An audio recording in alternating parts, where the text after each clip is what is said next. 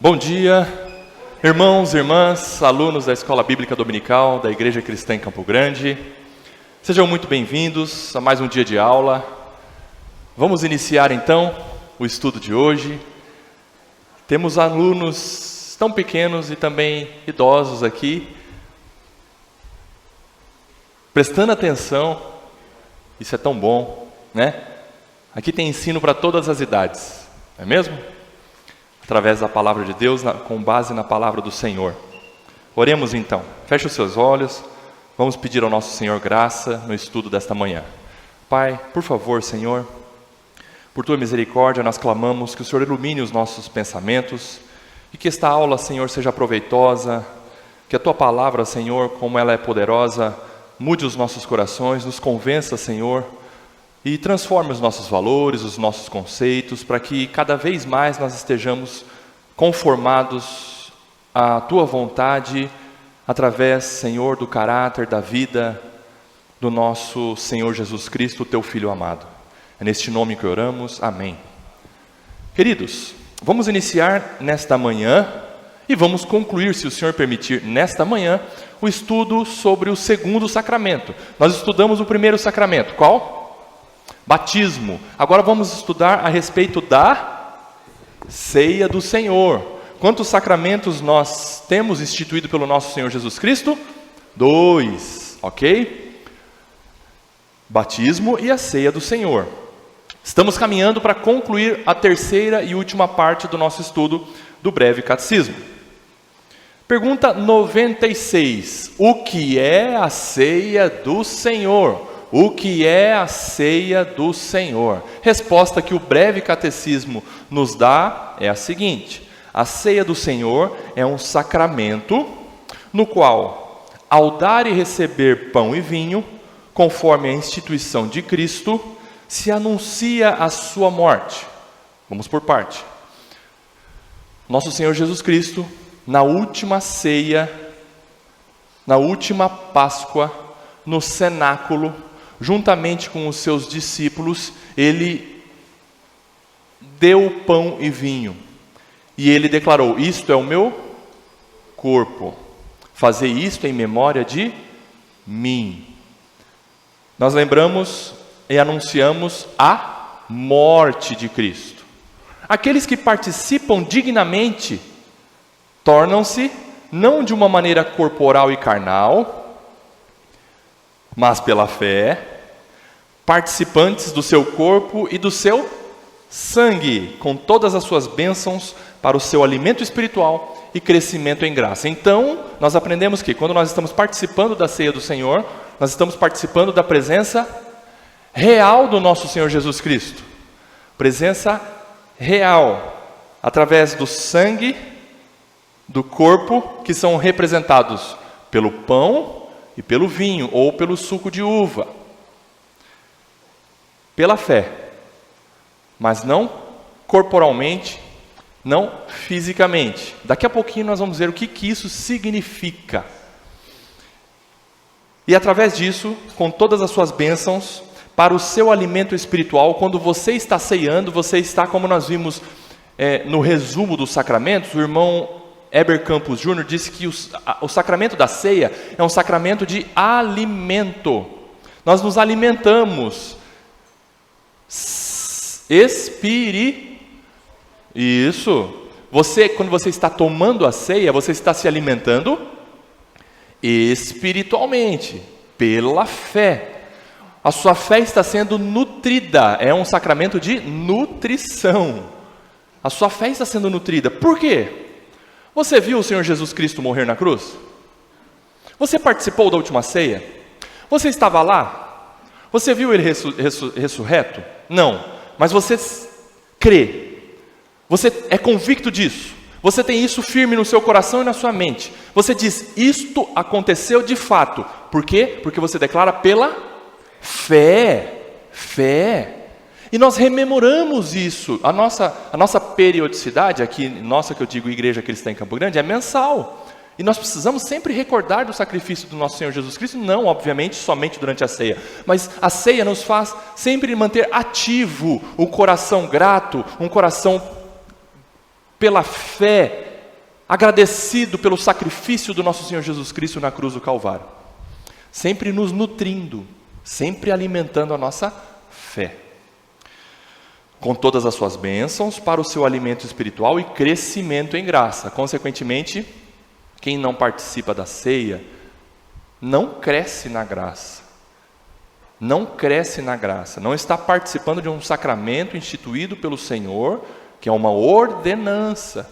Isso é importante você entender. Não que, como nós já dissemos no início do estudo dos sacramentos, não que os sacramentos tenham um poder em si mesmos, eles não são fim em si mesmos, mas eles apontam para algo que é importante você não negligenciar.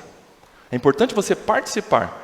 Tanto do batismo, quem já participou de batismo sendo batizado, ok. Mas é importante também você ser testemunha de batismos. Isso alimenta a nossa fé. Isso aumenta a convicção. E na ceia do Senhor mais ainda, porque você, uma vez batizado, uma vez salvo pela graça de Deus, você precisa sim participar com frequência, com periodicidade, rememorando o sacrifício do seu Senhor, através dessa dramatização que é a ceia do Senhor. Ok? Abram 1 Coríntios capítulo 10, e na sequência nós vamos ver 1 Coríntios capítulo 11. 1 Coríntios capítulo 10, versículo 16, o que diz aí?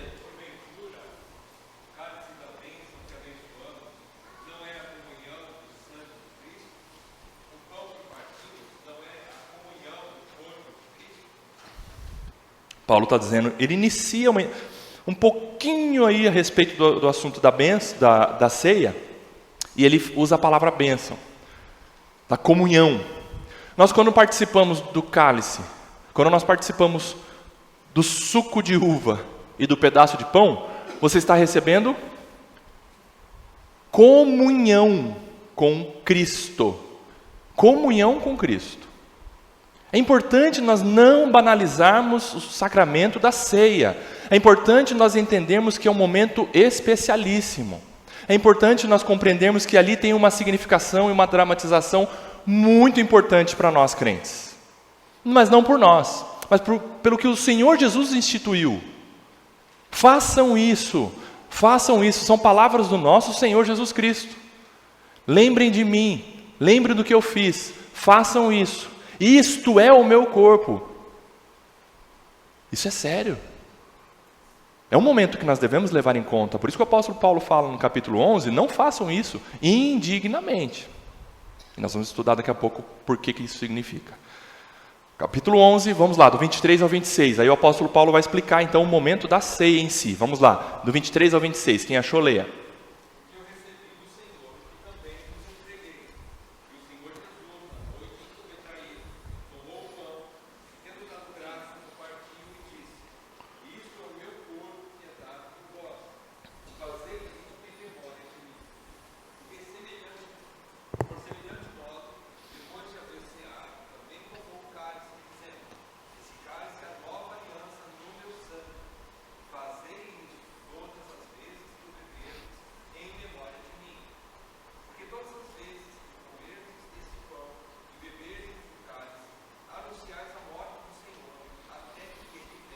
Muito bem. Vocês perceberam que o apóstolo Paulo não começa assim, ó. Eu como apóstolo, Coríntios, eu estabeleço a vocês essa dramatização, este momento especial para a igreja. E eu digo a vocês fazerem conforme eu vou dizer para vocês.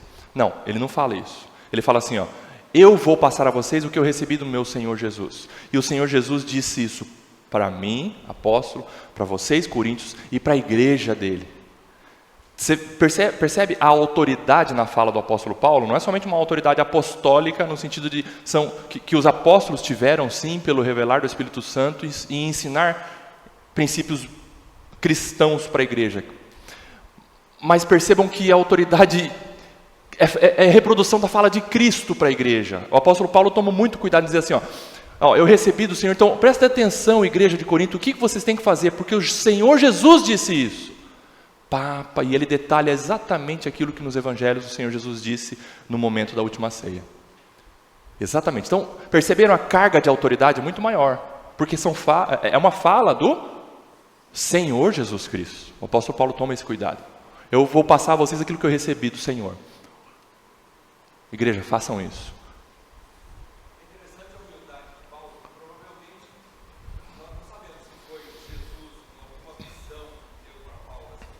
Sim. Isso. Sim, é provável.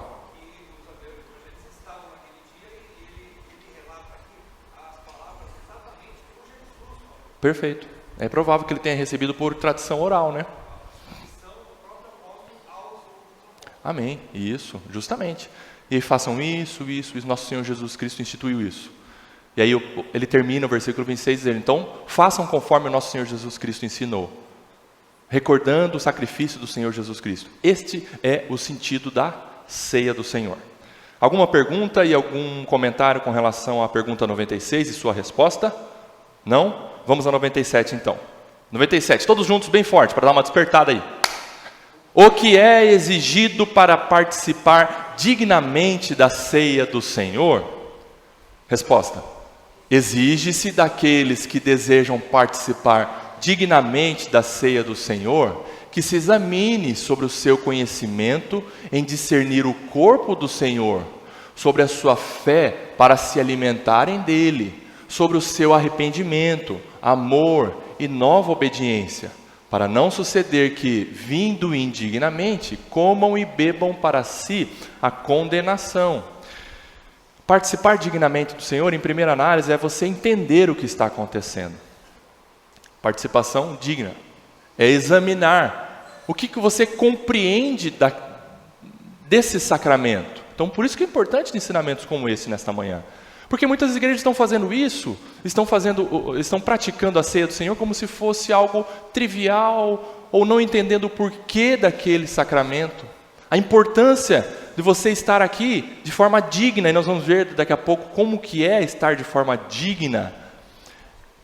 A resposta nos ensina, tendo consciência da importância dessa dramatização, tendo consciência do seu arrependimento, do seu amor, do seu conhecimento, da sua nova obediência, uma vez salvo pela graça de Deus. Isso tudo faz parte do momento da ceia. E nos faz realmente rememorar o que Cristo fez por nós e a nossa condição agora, sendo nova criatura em Cristo Jesus. Por quê? Por causa do sacrifício dele por nós. Não a respeito da nossa condição em si, como que eu passei a ser diante de Deus por mim mesmo. Não, mas a ceia faz com que você olhe para a ceia e fale: eu sou assim agora, digno, por causa desse sacrifício. Cristo morreu para me fazer digno. Por isso que eu me arrependo dos meus pecados, por isso que eu amo o Senhor, por isso que eu tenho uma nova obediência, por isso que eu tenho entendimento agora das coisas espirituais, porque por causa desse sacrifício. Tudo se resume no sacrifício de Cristo Jesus na cruz do Calvário. Olha a importância da ceia. 1 Coríntios capítulo 11, versículo 27 ao 29. O apóstolo Paulo exorta a igreja dos Coríntios nesse sentido. Quem achou, leia bem forte. Vai.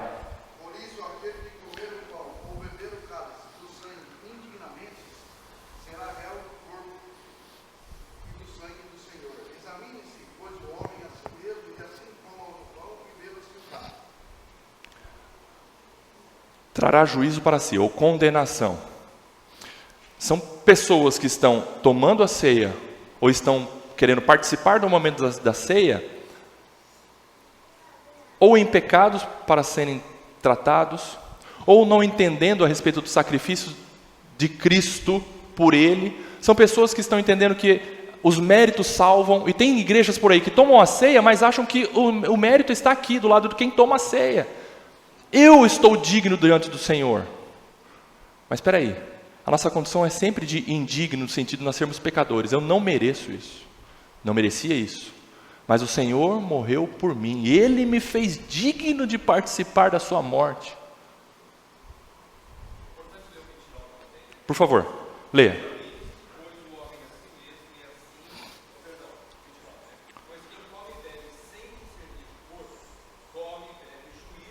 Isso, Quando o apóstolo Paulo diz que quem come e bebe sem discernir o corpo, é aquele que ímpio, que não sabe o que está acontecendo e não está nem aí.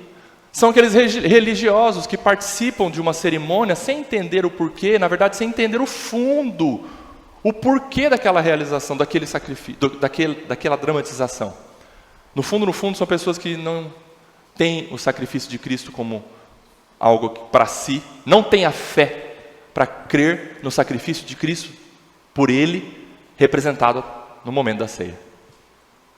Toma juízo para si, ou seja, continua condenado. O apóstolo Paulo diz isso, porque não é tomar a ceia que faz com que você seja salvo. Porque muitos usam a dramatização do momento da ceia para purificação, para aceitação diante de Deus, assim como no batismo também, né? Como o batismo salva. Não é nada disso. Não é a cerimônia em si, mas é a representatividade, o porquê daquilo.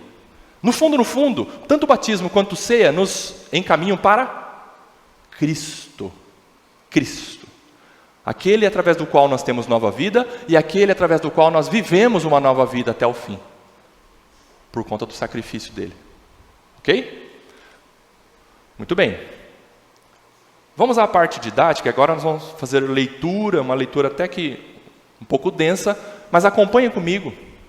Nós vamos acompanhar o ensinamento do nosso amado pastor, reverendo R.C. Sproul, já falecido.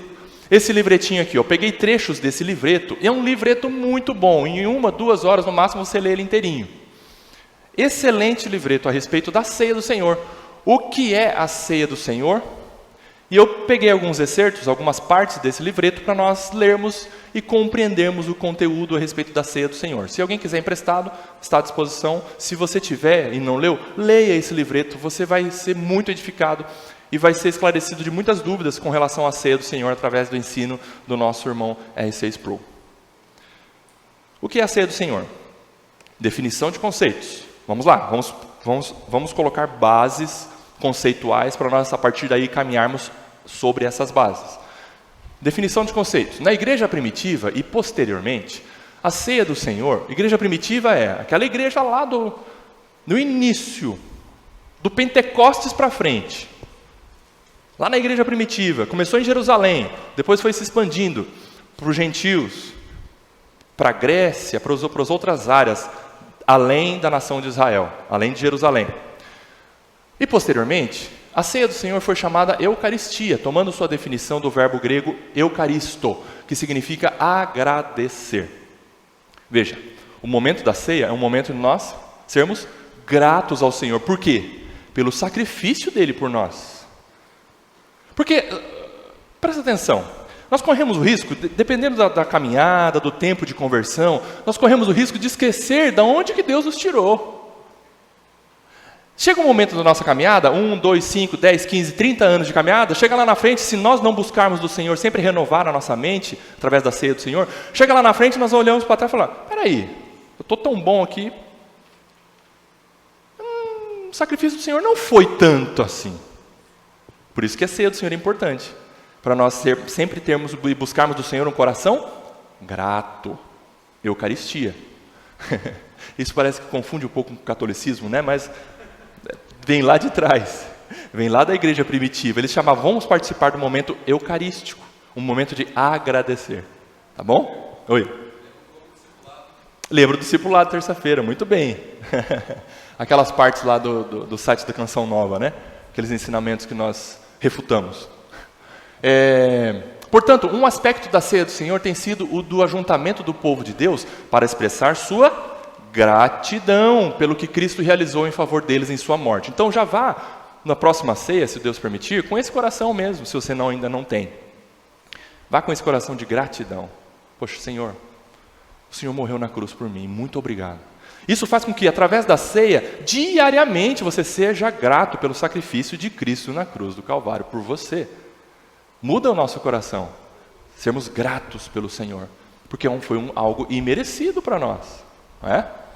A ceia do Senhor é um drama no sentido assim, de dramatizar, é algo encenado, tá? É uma representação que tem suas raízes não somente na experiência ocorrida no cenáculo, mas essas raízes retrocedem à celebração da Páscoa no Antigo Testamento. Eu achei fantástico a soberania de Deus nesse momento, que caiu o encaixe da aula dessa minha IBD hoje,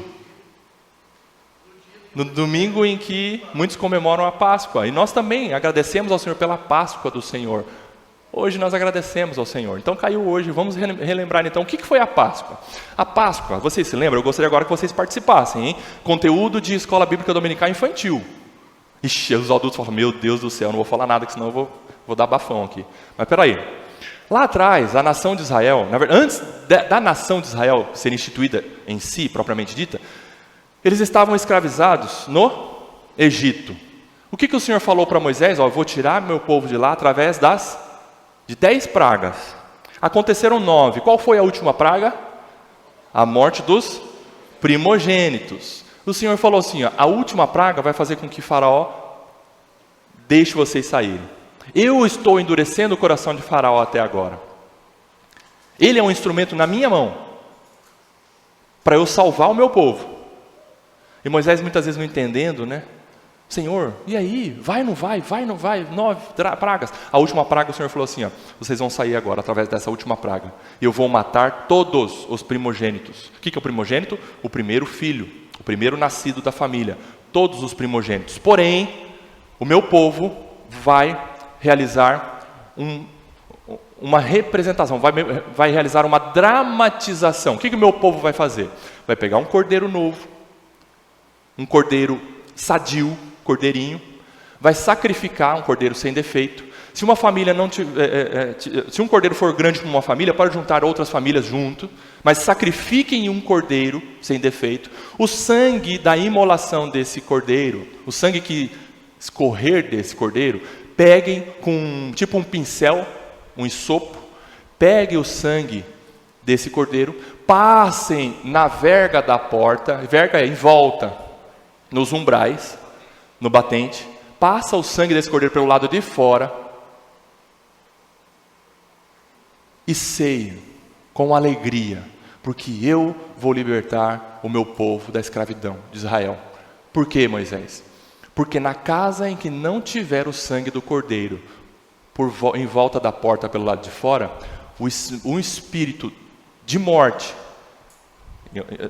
um anjo que matará, um anjo que foi instituído por mim para matar, é um espírito que passou na nação do Egito, vai matar. Se a casa que não tiver o sangue no umbral da porta, esse espírito vai matar o primogênito daquela família.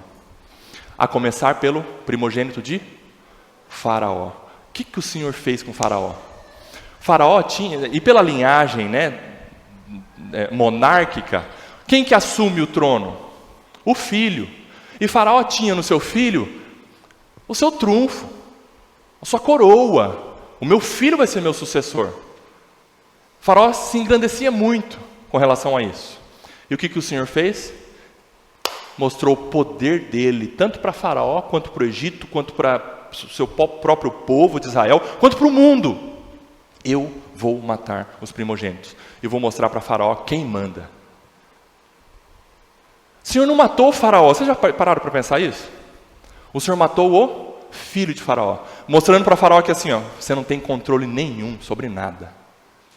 Ainda que você tente proteger o seu filho, para ser o seu sucessor, eu vou matar o seu filho. E foi o que aconteceu. Passou o anjo de morte e matou todos os primogênitos nas famílias onde não tinha o sangue do cordeiro passado no umbral da porta. Passou um pouquinho de tempo e o Senhor falou assim para Moisés: fala para as famílias estarem preparadas, os homens com os cajados nas mãos, porque vai chegar um momento em que você vai reunir todo o povo de Israel. Enquanto estiver pranto na casa dos egípcios, vocês vão sair, vão pegar ouro e prata das famílias que vão dar para vocês ouro e prata, e vocês, caminho para fora da nação de Israel. E vocês vão poder sair da nação do Egito. E foi o que aconteceu. Eles ceiaram naquela noite. E o Senhor falou assim, na casa onde tiver o sangue passado em volta da porta, o meu anjo, o anjo da morte, vai passar por cima daquela casa. Essa casa tinha sangue, essa casa não tinha sangue, essa casa tinha sangue. O Espírito vinha, passava naquela casa do hebreu que tinha sangue, passava por cima. Na casa do egípcio que não tinha sangue, entrava e matava o primogênito. Passava nessa que tinha sangue, passava por cima. Sabe o que significa passar por cima? Páscoa. Páscoa significa passar por cima. Páscoa não tem a ver com chocolate nem com coelhinho, apesar de nós gostarmos muito de coelhinho e mais ainda de chocolate. Mas não tem nada a ver. Entenderam o que significa Páscoa? Passar por cima. Por quê? Por causa do sacrifício do cordeirinho. Por que você foi salvo pela graça de Deus? Pela Páscoa, pelo sacrifício do cordeiro pascal no seu lugar.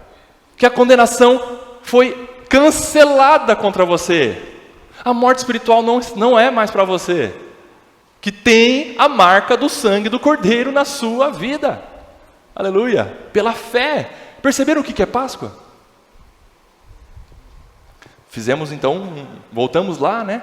Na nação de Israel, agora na linha amarela aí, ó. A ceia do Senhor é uma ordenança, é um sacramento que provê um sinal dramático que aponta para além de si mesma, para uma verdade de redenção que é essencial à vida do povo de Deus. Então, desde lá da Páscoa, vem vindo, e a nação de Israel anualmente comemorava a Páscoa, realizava se eu não me engano, é a principal festa da nação de Israel. Principal festa da nação de Israel. Tem a festa dos tabernáculos, tem a festa das cabanas, tem várias festividades, né? Mas, se eu não me engano, a Páscoa é uma festividade muito importante, que foi concretizada e encerrada em Cristo Jesus, através do sacrifício do único Cordeiro que satisfez a ira de Deus, que mata ímpio que não crê nele.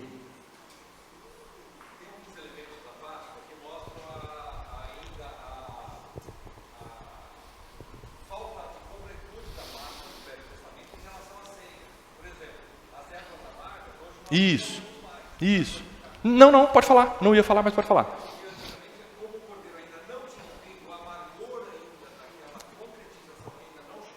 Não era completo. Exato. Perfeito.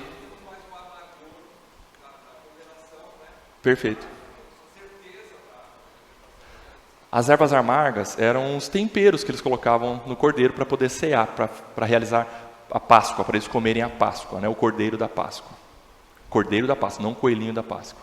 Tá bom? E isso se concretizou no sacrifício de Cristo Jesus. Isso que o livro de Hebreus explica muito bem explicado. Todas aquelas cerimônias se resumem em Cristo Jesus. Então, o sacramento da ceia do Senhor, ela provê um sinal dramático que aponta para além de si mesma. Ou seja, a ceia não é um fim em si mesmo. Você não está vendo ali que você tem que comer um pão e beber o suco de uva, porque ali é um momento de você se arrepender. Não é o fim ali. Ali é um momento que te aponta para uma realidade muito maior, superior e importante para você, pela fé. Em essência, Jesus estava dizendo: eu sou a Páscoa, sou o Cordeiro Pascal, sou aquele que será sacrificado em favor de vocês. É por meio do meu sangue, marcado sobre a porta de suas vidas, que vocês escaparão da ira de Deus. Aleluia. Por isso ele disse: de agora em diante, este é o meu sangue, que é derramado por vocês para a remissão dos seus pecados. Este é o sangue de uma nova aliança no sentido de ser superior, durável, eterna, permanente, completa, consumada. Essa nova aliança que ele instituiu naquela noite, no cenáculo, tá bom? A última ceia do nosso Senhor Jesus Cristo com os seus discípulos, esta nova aliança que ele instituiu naquela noite, cumpre a velha aliança, dando-lhe expressão mais plena e mais significativa. Perceberam então por que a ceia ela tem um fundo lá atrás na Páscoa? Perceberam? Muito bem.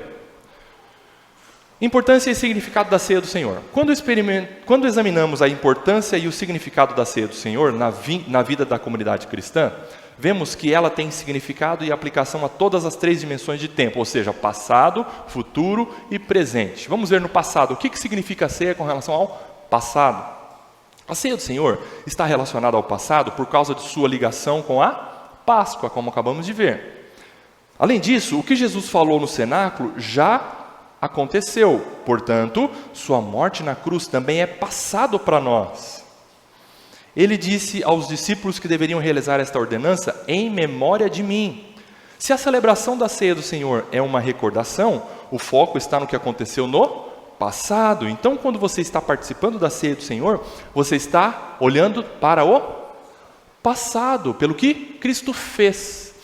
Lá atrás, vamos voltar, se nós estivéssemos lá no cenáculo, né, que nem tem uns desenhinhos do Superbook, que tem 3 participantes do tempo presente, que voltam no passado e estão ali meio que participando da cena bíblica. Né? Se nós pudéssemos fazer isso, nós estaríamos lá no cenáculo e o Senhor falaria assim, ó, lá na frente vocês vão fazer isso em memória de mim, ou seja, relembrando o meu sacrifício. Hoje nós estamos aqui, olhando para lá. E o Senhor disse, quando vocês estiverem lá, façam isso lembrando de mim aqui, em memória de mim. Olhando para o passado. Num sentido, o que Cristo disse foi, sei que tenho sido mestre de vocês por 3 anos. Fiz muitas coisas, algumas das quais vocês esquecerão. Mas o que quer que esqueçam, não esqueçam isto. Porque o que experimentarão nas próximas 24 horas é a coisa mais importante que farei por vocês. Não esqueçam isto. Estarão lembrando minha morte, o derramamento do meu sangue, que acontecerá amanhã. Essa é uma paráfrase que o Sproul faz da fala de Jesus a respeito. Façam isto em memória de mim. Quem sabe vocês esquecerão de algumas coisas que eu ensinei vocês durante esses 3 anos. Mas com relação ao que vocês vão ver, ou que vocês vão ser beneficiados do meu sacrifício daqui a poucas horas, disso vocês nunca devem se esquecer. Por isso a ceia do Senhor. Jesus morreu há 2000 anos e não se passa nem um segundo no relógio sem que pessoas, em algum lugar do mundo, estejam partindo o pão, bebendo vinho e lembrando a morte de Cristo até que Ele venha. Amém. Então, estamos aqui aprendendo a respeito da dimensão no passado da ceia do Senhor. No futuro, ok? Vamos continuar? Alguma dúvida? Certo? Futuro. Toda vez que lembramos a ceia do Senhor neste mundo, não devemos olhar apenas para trás, para as realizações passadas de Cristo, mas também para a festa futura que ainda está por se cumprir. Há ainda mais do reino para experimentarmos. Já experimentamos a inauguração do reino na vida, morte e ressurreição de Cristo, mas ainda esperamos a consumação futura e final do reino. Aleluia! Quando você está tomando a ceia, você faz isso lembrando em memória do Senhor, mas crendo que Ele é o Rei, e que Deus não perdeu, porque quando você está tomando a ceia, você fala, Senhor, tudo acabado, o Senhor morreu. Não, olhamos para o passado, mas olhamos para o futuro, porque o Senhor reina. Por sua morte, Ele tomou o domínio completo em suas mãos, já era dele, e pelo seu sacrifício, Ele consumou o poder dele completo nas mãos dele mesmo, e um dia Ele voltará para concluir todo o seu projeto de redenção. E nós, ao olharmos o sacrifício do nosso Senhor Jesus Cristo representado na ceia, nós dizemos, Senhor, o Senhor tem todo o poder, o Senhor morreu e consumou o seu poder nas suas próprias mãos, e um dia o Senhor vai voltar para buscar a sua amada igreja, para me buscar, e nós viveremos para sempre com o Senhor, olhando para o futuro. Portanto, quando celebramos a ceia do Senhor, vemos que ela não é apenas um sinal do que já aconteceu, é também um sinal do que acontecerá no futuro. Esta é a orientação da ceia do Senhor em direção ao futuro. Ok? Passado, futuro, agora vamos ver o presente. Preste atenção que aqui tem uma divergênciazinha que vocês vão ver. Qual é o significado presente da ceia do Senhor? O que acontece agora? Nós estamos falando do presente, agora. A presença real de Cristo está na ceia do Senhor. Você precisa entender isso. Qual que é o significado presente da ceia do Senhor? A presença do Senhor agora, na ceia do Senhor. De que maneira Cristo está presente? Jesus disse, isto é o meu corpo. Ele está falando no presente. Isto o quê? Ele pegou o pão e falou, isto... pão é o meu corpo. Este cálice é o meu sangue. Historicamente, a questão que emergiu nestas controvérsias envolve a palavra é, o verbo ser. Como ela deve ser entendida? Quando dizemos que alguma coisa é, o verbo ser funciona como um sinal de igualdade. Se eu digo para vocês, eu sou essa cadeira, sou, verbo ser. Eu sou essa cadeira, vocês vão dizer, então, quer dizer, Rodrigo igual a cadeira. É uma maneira de nós usarmos o verbo ser, sinal de igualdade, certo? Que absurdo, né? Mas vamos lá. Além deste uso do verbo ser, há também o uso metafórico, no qual o verbo ser pode significar representar. Agora olha que legal, pense, por exemplo, nas afirmações de Jesus em que ele disse, eu sou. Nós terminamos o último eu sou no Evangelho de João. Ele disse eu sou, que se acham no Evangelho de João. Da leitura de qualquer desses textos, fica claro que Jesus estava usando o sentido representativo do verbo ser, de uma maneira metafórica. Quando ele falou assim, eu sou a porta, ele não quer dizer, eu tenho dobradiça, eu sou de madeira, tenho um pouquinho de verniz aqui em mim. Eu sou a videira. Sentido metafórico, ok? Muito bem, vamos caminhar. E no cenáculo? Ele estava dizendo, o pão que eu estou partindo é realmente minha carne, e este cálice de vinho que abençoei é o meu sangue? Quando as pessoas bebem o vinho, estão bebendo realmente o sangue físico de Cristo? Quando comem o pão, estão comendo realmente a carne física de Cristo? Augusto Nicodemos pergunta assim, mas quer dizer que então quem acredita que ali existe a presença física de Cristo nos elementos, quer dizer que está comendo nervo, unha, pedaço do dedo do Senhor Jesus? Ou está tomando o sangue físico do nosso Senhor Jesus Cristo? Vamos ver. A opinião da Igreja Católica Romana, no passado e agora, é conhecida como transubstanciação. É a opinião de que a substância do pão e do vinho é transformada sobrenaturalmente no corpo e no sangue real de Jesus. Quando você participava de uma missa, não ia falar para você, quando você participar de uma missa, que você não vai numa missa mais, tá? Em nome de Jesus, você não vai mais numa missa. Quando você participava de uma missa, toda a missa tinha a Eucaristia, o momento do pão e do vinho, da hóstia e do vinho. E ali, os católicos acreditam na transubstanciação, ou seja, a transformação sobrenatural da hóstia e do vinho no corpo e no sangue literal de Jesus. Transubstanciação. Entenderam o que é transubstanciação?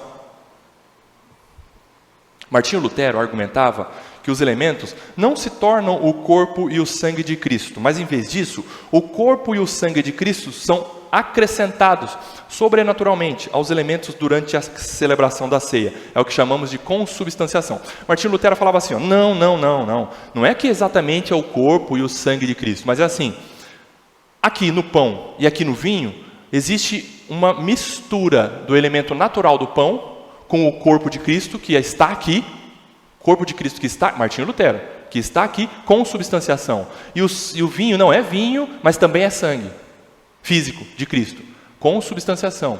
Quem falou isso? Martinho Lutero. Nesse sentido, Lutero argumentava em favor da presença real do corpo e do sangue físico de Cristo. Zwinglio insistiu que as palavras isto é o meu corpo não podem ser entendidas literalmente, eliminando qualquer possibilidade da presença real de Cristo na Santa Ceia, o que motivou o desentendimento entre eles. Zwinglio, contemporâneo de Martinho Lutero, falou assim, não, que absurdo, Lutero. Não existe a presença física do corpo. E Lutero falou, não existe, porque o Lutero bateu o pé e falou assim, eu fico com o que o meu Senhor Jesus Cristo disse, se isto é o meu corpo, então é o corpo dele. Lutero falou isso. E o Zwinglio falou, não, para com isso, não é corpo, não é nada, não é pão e vinho só, não existe presença nenhuma real de Cristo aqui. Zwinglio foi para o outro oposto, perceberam? Calvino, um século e meio depois, aproximadamente, também combateu a transubstanciação dos católicos e a consubstanciação de Lutero. Podemos dizer que defendeu uma posição entre Lutero e Zwinglio, também um meio termo entre esses dois reformadores, Calvino. Calvino rejeitou a opinião de Lutero sobre a ceia do Senhor. Quando articula esta noção da presença real de Jesus, O que ela significa, segundo Calvino, é que, espiritualmente falando, ele, Cristo, está realmente presente. Ponto. Calvino disse que Cristo se torna presente a nós por meio da natureza divina. Nós nos encontramos com a pessoa real de Cristo em todas as nossas várias igrejas e entramos em comunhão bendita com o Cristo em virtude do contato que temos com a sua natureza divina. Mas o seu corpo humano permanece localizado no céu. Isto é consistente com a maneira como Jesus diz: eu vou para o Pai, mas estarei com vocês. Por causa da onipresença, o Filho de Deus, em sua deidade, nos encontramos realmente com o Cristo na ceia do Senhor e somos nutridos pelo pão do céu, através da presença espiritual, real e espiritual de Cristo na ceia do Senhor. Nós não dizemos, o Senhor disse que isto é o meu corpo, mas não é mais. Não. Consideramos sim que o Senhor disse que isto é o meu corpo, porque Ele disse, isto é o meu corpo, mas Ele está dizendo espiritualmente falando. É essa comunhão, essa ligação que nós temos com Cristo, espiritualmente falando. Por isso não desprezamos o momento da ceia como se fosse algo natural, algo simples, algo corriqueiro. Não, ali existe a presença real, assim como também em outras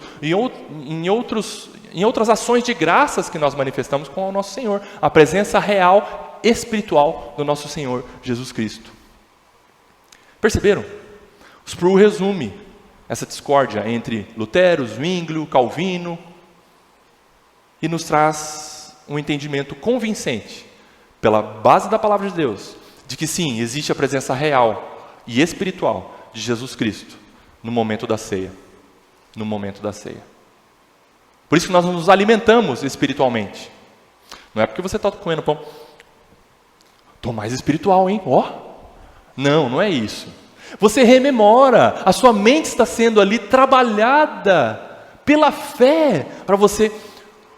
Senhor Jesus morreu por mim, a sua fé é alimentada, por isso que o Espírito real de Cristo está ali naquele momento. Entenderam? Alguma pergunta? Então, entre a transubstanciação e a consubstanciação, existe também o que nós chamamos de memorial simbólico e espiritual. É o que nós acreditamos, é como nós praticamos. É um memorial simbólico e espiritual. Alguma dúvida? Alguma pergunta? Isso aqui é um conteúdo mais denso, né, para a gente entender o que está acontecendo no momento da ceia, né? Vocês perceberam que existiu divergência entre reformadores? Aí vem um e vem outro, busca do Senhor entendimento, e a gente se posiciona com relação àquele reformador que está mais condizente com a palavra de Deus. Nós do século 21. Calvino, ao nosso ver, estava mais correto. Ok? Muito bem. Eu achei que vocês iam ter mais dúvida, ia perguntar, ia falar, Rodrigo, mas e aí? Ainda bem que vocês estão quietinhos, talvez eu não saiba responder. Vai.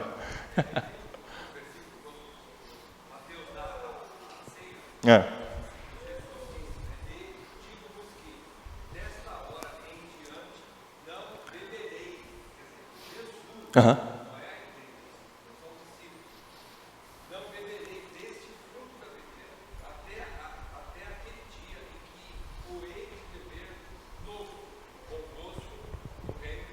Uhum.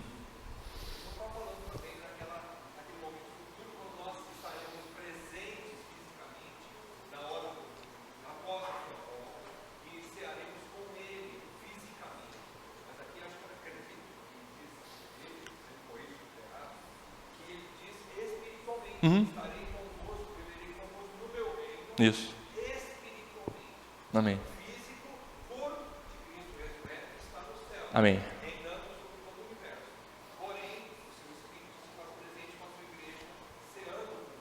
Pronto. O que leva você a cear, participar da ceia e lembrar e ter mais convicção? É a presença do Espírito de Cristo em você, nesse momento. A divindade de Cristo no momento e na comunhão que nós temos na igreja. E é pela igreja, viu? A ceia não é sozinho não, tá? Quando nós ceiamos, é um momento de compartilhar também. E nem EAD, nem virtual, nem online, tá bom? Muito bem.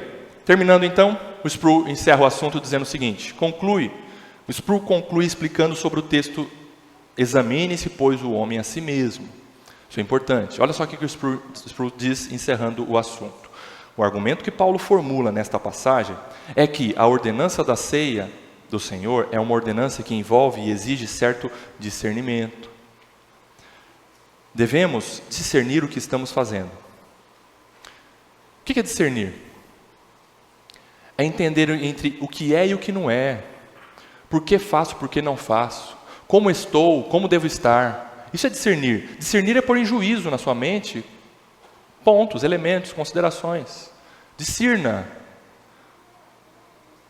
Devemos discernir o que estamos fazendo. Devemos participar com uma atitude apropriada de humildade e de arrependimento.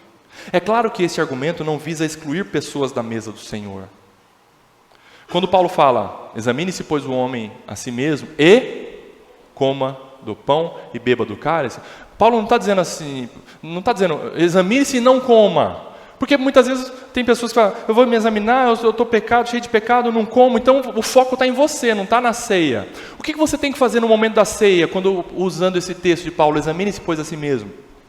Senhor, através desse sacrifício, me perdoe. E se eu tenho um problema com uma pessoa, Senhor, eu vou ceiar, mas eu vou correr para lá por causa do seu sacrifício. Perceberam? O foco é no sacrifício, não em você. Porque senão a pessoa sempre no domingo da ceia fala, eu não vou tomar porque eu estou em pecado, eu não vou tomar porque eu estou em pecado, eu não vou tomar porque eu estou em pecado. E aí?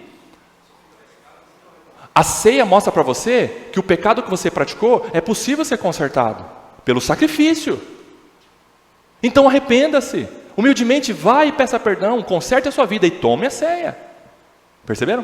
Examine-se, pois, o homem a si mesmo e coma do pão. E não indignamente. Em última análise, ninguém é digno. Ninguém é digno. Nós que somos indignos em e por nós mesmos, achegamo-nos à comunhão com Cristo por causa de nossa necessidade, com um espírito de dependência, não arrogantemente, confessando os nossos pecados e crendo somente nele para a salvação. Aleluia. Olha que coisa linda. Muda nosso conceito a respeito da ceia do Senhor. Um ensinamento como esse. Oh, Senhor, é importantíssimo a ceia. Me faz lembrar e me faz recorrer ao Senhor sempre. Me arrepender. Porque o Senhor morreu na cruz por mim. Não foi qualquer coisa. Eu preciso consertar minha vida. Quero pedir perdão. Eu quero participar. E eu quero realmente valorizar a tão grande salvação que Deus propiciou através de Cristo Jesus. Oi, Nô.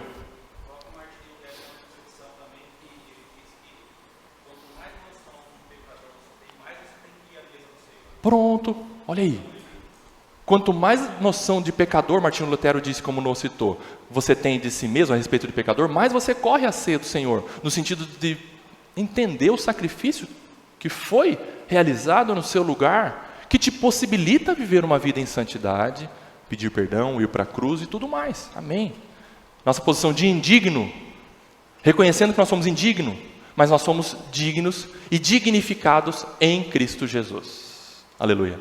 Fazendo uma comparação também entre a ceia do Senhor e aquela parábola que Jesus fala do rei que nas suas bodas convidou muita gente para participar, e alguns não quiseram ir. A gente pode entender também que se eu permanecer no pecado e levar de maneira não valorizando a ceia do Senhor, é como se eu estivesse rejeitando estar sentado à mesa em comunhão com o meu Senhor. Isso. Eu estou dizendo assim, eu prefiro ficar com o meu pecado É. do que sentar com o Senhor. O Senhor não tem tanta importância. É isso aí. Eu prefiro ficar com as minhas facetas. Pronto. Aí o foco está em você, né? É como se eu estivesse rejeitando o convite do rei de assentar na mesa dele. Amém.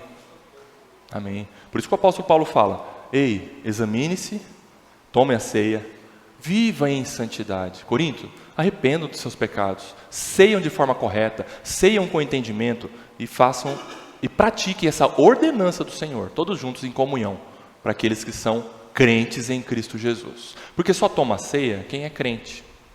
Um ímpio não pode ceiar e não deve. Ele não está entendendo, ele vai estar tomando juízo para si. Entendeu?